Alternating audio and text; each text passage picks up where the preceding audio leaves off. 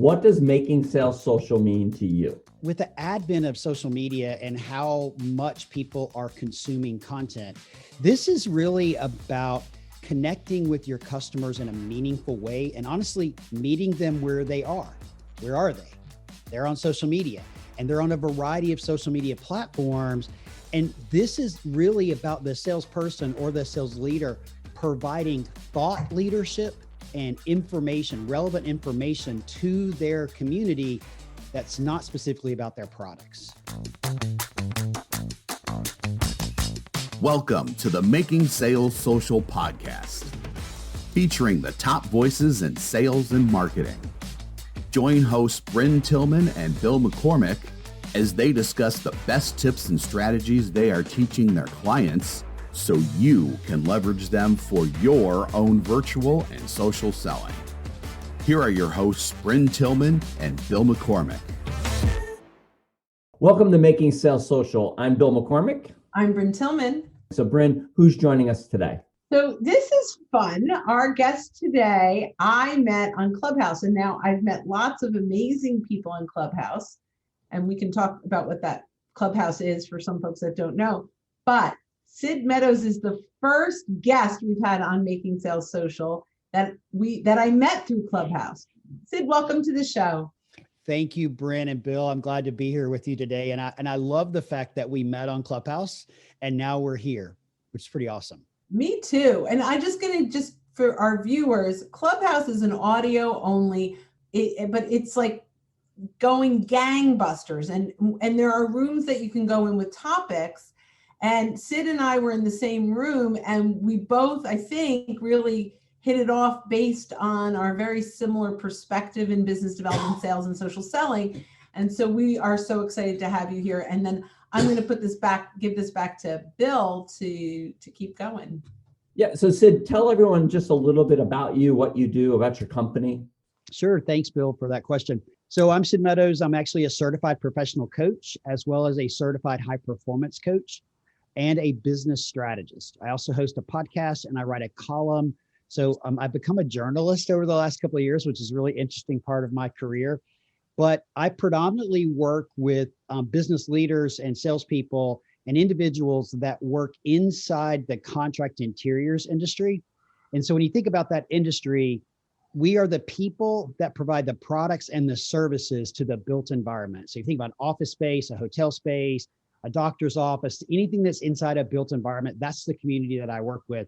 And I started my company, Embark CCT, almost 4 years ago, after I left a successful sales career as an individual contributor, and then finally as a senior vice president of sales for a leading manufacturer, decided that it was time for some reason to get on this bumpy road of entrepreneurship. So here I am 4 years later. Welcome to the ride. It is a ride, that is for sure. It is for sure. Well, Sid, we always ask each guest the same question to start off. What does making sales social mean to you? You know, I've thought a lot about this with the advent of social media and how much people are consuming content.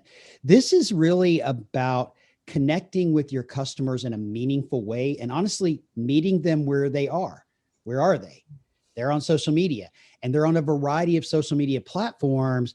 And this is really about the salesperson or the sales leader providing thought leadership and information, relevant information to their community that's not specifically about their products.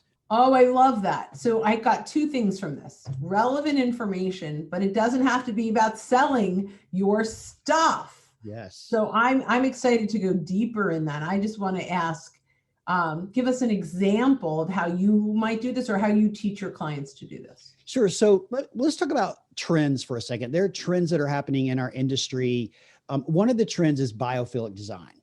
Biophilic design is the concept of bringing nature into the office environment. Okay. And you could do that in a variety of ways. So what I would encourage salespeople to do is talk about the trend and how the trend impacts and what the benefits are to an environment, not the product that you sell. So an example might be, oh, I have this sofa and it's in green that looks like the grass. You should buy this, right? Actually, no, talk about biophilia and the impact to health and wellness that biophilia provides to the employee and why you want this type of trend in your office environment. So I love it. We call this stop leading with your solution and lead to your solution. Oh, that's awesome. I love that. Love So that. every once in a while, my dogs get into my office, so that's bringing the environment into my office. And so as we're talking about this and talking about trends, wouldn't you say it's not so much the trends that are in a specific industry you're selling to, but it's the trends that your clients care about?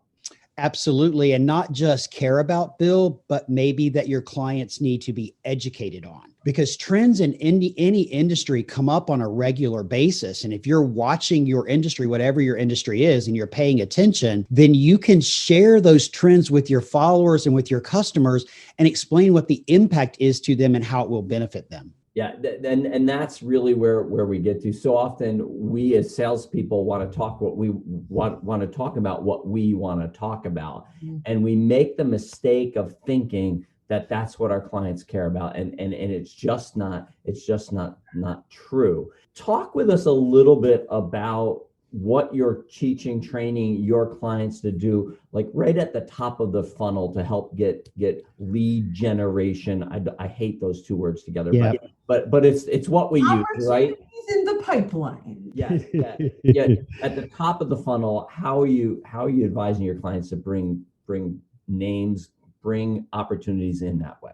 One of the things that I think is important about this and how do you fill your funnel is so many people in sales, we've been taught to go find customers, right? We've been taught to go seek to find customers, and which is great. I mean, you dial for dollars. Some people might call it that, whatever it is, we've got to go find customers. We got to find new business. We got to fill our funnel. And I think that's great. But going back to what I said a few minutes ago, you got to meet your customers where they are, and they're on the internet, right? And so what I encourage my clients to do is seek to be found rather than seek to find. And how do you be found? You're found by producing content, by being a podcaster, by writing a blog, by posting on social media. Because guess what? There is a statistic, and I don't remember exactly where I heard it, but 80% of your customers know who you are, know about your company, and know about your product before they ever reach out and call you or talk to you. Right? That's a new one. I love that one. It's an important statistic because we basically the message, you got to go digital. You got to be in the digital realm in some way. Salespeople should be promoting video and doing lives. You should be hosting interviews similar to this with other people in your industry or in your, whatever your topic is, talking about what it is that you do. So it's seeking to be found. And if salespeople listening to this have never Googled themselves, go incognito on Google and Google yourself and see what comes up. Because if you're not curating what comes up, someone else is. That's true. That is so true. And what I'll say to many of the salespeople listening, typically your LinkedIn profile is one of the first things that will come up. So what does that look like when somebody finds you on LinkedIn? What do they see? Absolutely. So this is great. So I would love to find out where that 80% figure came from. Would love to be able to cite that statistic and I'll really be Googling it. Yeah. So Sid, I'm a salesman. I work for a sales manager who's stuck in 1970s or the 1980s. And no, I don't. No, this is hypothetical. This is not great. Yeah, glad you prepped that. Brent's stuck in 2030. Like, that's where we're going. But if I've got that sales manager that's stuck and is just telling me, look, you just got to dial, you just have to dial. How do I go about having that conversation to say, listen, 80% of people already know about us. They already know about me, how we're being found. How do I have that conversation? There's this concept out there about managing up. And I think it's every salesperson, every individual's responsibility to know who their manager is and how to manage the manager. You got to manage up. There's absolutely no doubt. And depending on who your manager is, some of the things that I might do is actually present research to them. I might present relative information to them. I might actually go do some research on sales enablement. And what does sales enablement mean and why is it important? Maybe we schedule an interview with someone to come in and talk to us about digital marketing and sales enablement. I mean, I think you have to present the facts because, Bill, to your point, unfortunately, there are sales leaders that are stuck in the past and are not forward thinking enough to see what's coming. And if you're not paying attention, you're going to be left behind. I think they're seeing that now with, a year of shutdown and a year of all my field sales are now inside salespeople. Mm-hmm. And how do we meet new people? We're not at conferences. We're not at trade shows. And I think there's an awakening. Mm-hmm. I think there's also a fear, but there is an awakening that in order for us to get in front of our buyers, we've got to get digital, where before there were a lot of avenues and they may come back, but digital's not going away. I totally agree with that, Brendan. One thing that I will add, if you're a reader, I'm an avid reader. If you're a reader and your boss is stuck in the past, buy him or her the book by Adam Grant called Think Again. And that's about unlearning everything that you've ever been learned to think again and to transform not only individually, but your business for the future. Buy that book for him. It's awesome. I love that because, life is dynamic. It's not, there's like sales training out there that was really effective at one time and less effective now. And so we have to evolve. Mm-hmm. We have to, the buyer's journey has changed. Digital did that, right? Like, it's not like human beings have changed much, but, we Google things before we buy them. When I bought my first car at a dealership, which was my third car, but when I bought my first car at a dealership, I walked into dealership. I had no idea what my options were. I saw a couple commercials on TV. Maybe I saw something in the newspaper, but I had to sit down and go, okay, these are the things I want. What can you do for me? Mm-hmm. I walk into a dealership now. I know I want leather seats that are heated. I want this model at this color. And by the way, this is how much I saw it for. So I want it at least at this price or less. And Brent, you just gave the perfect example of a car buying, right? Mm-hmm. Every industry, regardless of what you sell, your customers are doing exactly the same thing. Mm-hmm. Yeah. Thank you, Google. You made that possible. We do it on vacuum cleaners. We do it on cars. Mm-hmm. People do it when they're buying office furniture. It doesn't matter what they're doing. They use the power of the internet. And the customer today is smarter than they ever have been before. And we have to keep up with them. Absolutely. And we have to serve them differently. Mm-hmm. Right? Because, and the last thing I'll say is, we've always been taught that we have to completely control the conversation, right? Mm-hmm. And I actually have flipped this a little bit.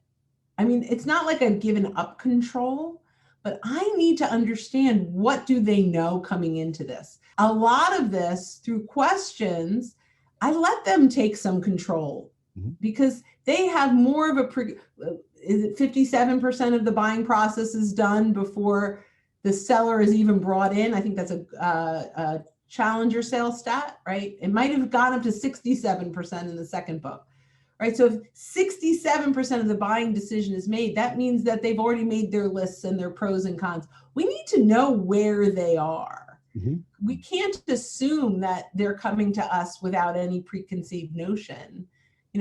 So we have to give up some of that control mm-hmm. in order to allow them to express exactly where they are and what they're looking for. And I think that's a different buyer journey than 10 years ago. Absolutely. 100% agree with you. Mm-hmm. So let's take this along that journey now. Mm-hmm. So as the sales rep, as people are finding me, so what kind of content should I be producing to make sure that they understand that I'm that guy, that we're that company? Yeah. So I think there's two components of this. And thank you for that question, Bill. The first component is you need to be an expert on your industry and not an expert on your product. We sell products. That's how we make a living. But you need to be an expert on your industry in order to know everything about your industry, in order to ask the right questions. If all you know is your product, then you're short selling yourself and your abilities, as well as you're depriving your customer of the gift of information, right? And so if you focus on being an industry expert, not a product expert, then it's going to help you along the way. Now, as it relates to specific content, the types of content, there's multiple types of content that you could do. I'm a huge proponent of video, so I would say do video, but not everybody has a face for video. I don't have a face for video, let's be clear. Oh, yes, but video intimidates so many people, but video is a great way, especially if it's less than 3 minutes, to communicate with your customer. Blogs, podcasts. I said that earlier. Podcasts are a great way to share information with your customer base, especially if you're in a smaller market. It's a great way to reach your customers, right? Newsletters, another great example. It doesn't all have to be posting on LinkedIn or Instagram or anything like that, but you've got to get in the game of content and producing content.